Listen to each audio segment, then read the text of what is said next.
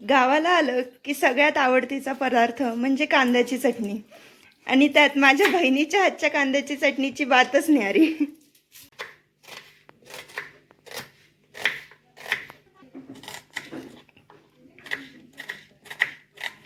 मंडळी, चला आज आपण काहीतरी नवीन नाही पण जुनच कांद्याची मिरची करूया. आवडतीच सगळ्यांना, पण गावाला आलं कोणाला तरी खायची इच्छाच होती.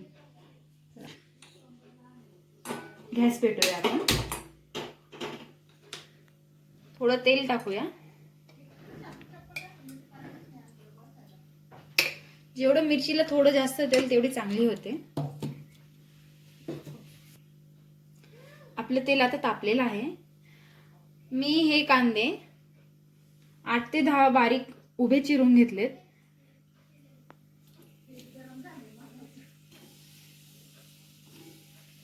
आता थोडासा कांदा आपण गुलाबीसर परतून घेऊ. त्याच्यावर थोडा वेळ झाकण ठेवून लाल होईपर्यंत भाजून घ्यायचा. मी कलरची मिरची पावडर घेतली आहे. ही घरचा मिरची पावडर आणि चवीनुसार मीठ.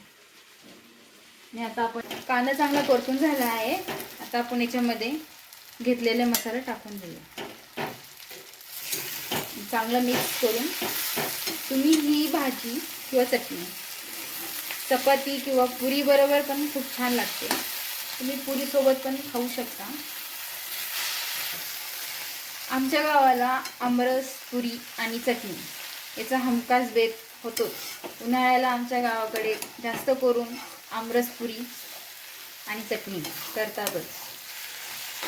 पण आता 2 मिनिटं झाकण ठेवूया बारीक गॅस करून. बघा आता तेल सुटलं चांगल्यापैकी.